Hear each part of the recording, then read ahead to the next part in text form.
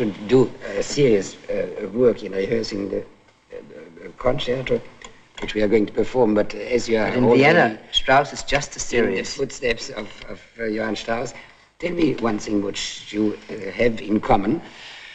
Very little, unfortunately. No, you see, he had an orchestra. You have an orchestra. Yes. He was a violinist. You are a violinist. But he composed. He was a composer. Well, yes. This is the difference. But now, as you perform in, let's say, 3 different ways, what do you find difference? First, you have your orchestra, which accompanies you playing a violin concerto. Secondly, you might have a conductor which accompanies you and from whom you know he will accompany you in the mood, in the spirit of the work. And might be you're not so lucky with somebody who does the contrary. So how do you feel the difference in those 3?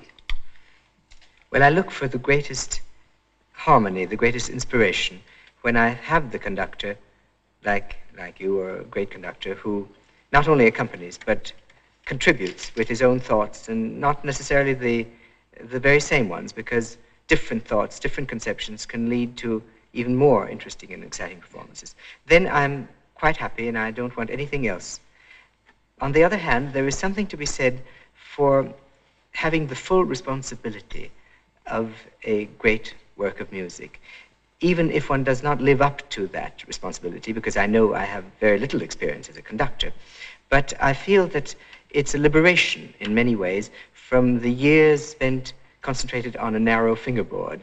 Now, because you say that, I have heard a rehearsal which you conducted in Paris, and you did a 4th Schumann symphony. Now, being confronted with an orchestra which is, of course, much bigger than the one you used to conduct, what is your feeling? Is it something different, or is it part of yourself?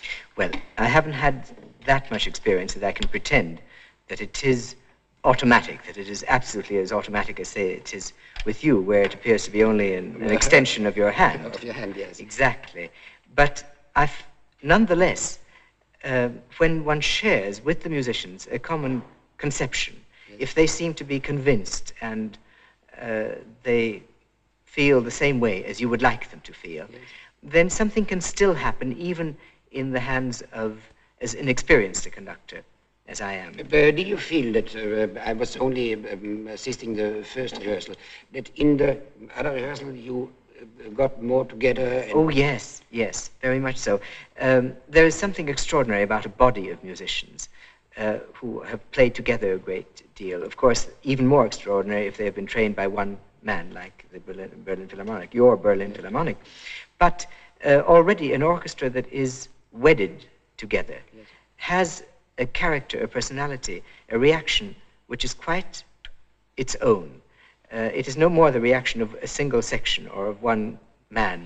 Yes, but what I wanted to say is, if you are confronted with an orchestra which has a very firm mind and a molded mind of the work which it is playing, like, yes, let's say, the Berlin on this symphony or, yes, on a Beethoven symphony, do you feel it's more difficult to get your will imposed on it?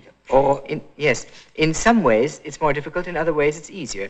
It's easier in that you have an already completed performance where the details have been attended to, where in not only the details but the conception. Now, if the conception is somewhat different from one's own, even in a small way, then of course you have to persuade the orchestra. But I did not find that at all difficult with the Berlin.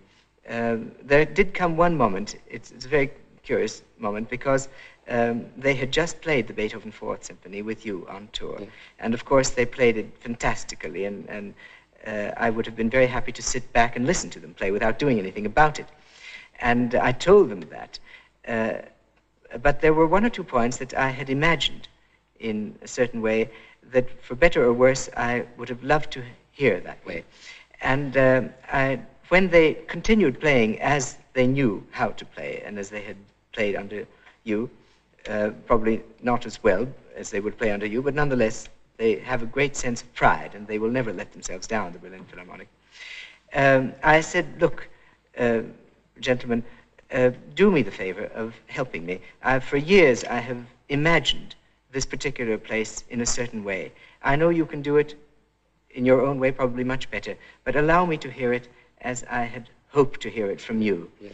And they couldn't have been sweeter and more cooperative.